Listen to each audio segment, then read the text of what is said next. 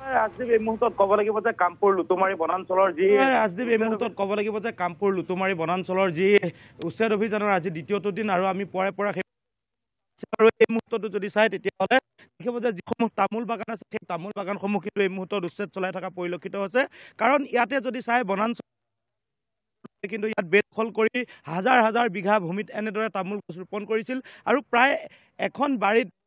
6 লাখ টকাত তেওঁলোকে ভাঙি চুৰমাৰ কৰা সমান্তৰালভাৱে যদি চাই তেতিয়াহ'লে ইজোপাৰ পিছত সিজোপা তামোলৰ গছ আৰু তামোলৰ বাগানসমূহ এই মুহূৰ্তত এক্সকেভেটৰৰ জৰিয়তে ভাঙি থান বান কৰি দিয়া হৈছে আৰু তাৰ পাছৰ পৰিৱেশ যদি চাই তেতিয়াহ'লে কি বাসগৃহ কি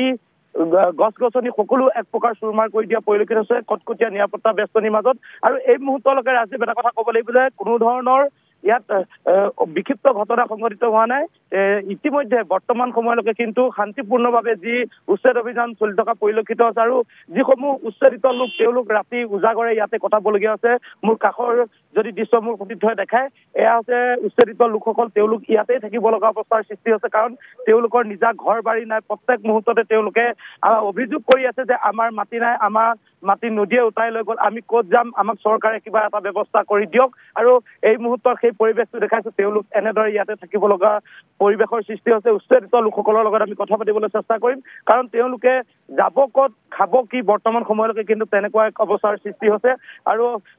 আমি কথা পাতিবলৈ চেষ্টা কৰিম মই আপোনাৰ কাষলৈ আহিছোঁ আপোনালোক কেতিয়াৰ পৰা ইয়াত আছে যিহেতু আপোনালোকৰ ঘৰ পূৰ্বে ক'ত আছিল আৰু বৰ্তমান ইয়াত আপোনালোকে থাকিব লগা হৈছে লাহৰিঘাট আছিলে এতিয়া আহিছে ইয়াত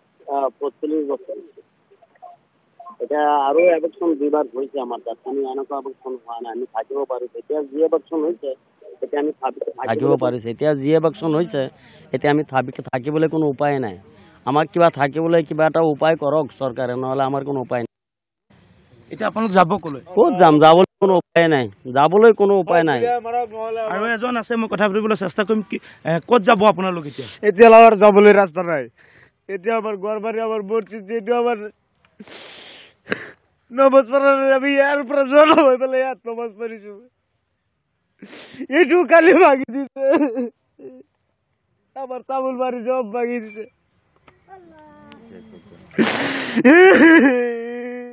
নিশ্চয়কৈ এয়াই হৈছে উচিত হিয়া ভৰা কান্দোন কাৰণ তেখেতসকলৰ বাসগৃহৰ লগতে দেখিবলৈ পোৱা গৈছিল যে যিটো মছজিদ আছিল আৰু ইতিমধ্যে মছজিদটো উচ্ছেদ কৰা পৰিলক্ষিত হৈছে কেৱল এটা মছজিদেই নহয় 12টাকৈ ইতিমধ্যে যিহেতু বনাঞ্চলৰ ভূমিত আছিল মছজিদ আৰু সেই মছজিদসমূহ এক প্ৰকাৰ দেখিবলৈ পোৱা গৈছে ৰাজদীপ এই ইটোৰ পিছত সিটোকৈ কিন্তু মছজিদ যি প্ৰশাসনৰ বুলডোজাৰ আৰু সেই বুলডোজাৰত উফৰি পৰা পৰিলক্ষিত হৈছে কাৰণ তেওঁলোকে এক প্ৰকাৰ এটা কথাই কৈছে যে চকুত চকু পানী লৈ যে আমাৰ মছজিদটো ভাঙিব নালাগে কিন্তু বনাঞ্চলৰ ভূমিত যেতিয়া অবৈধভাৱে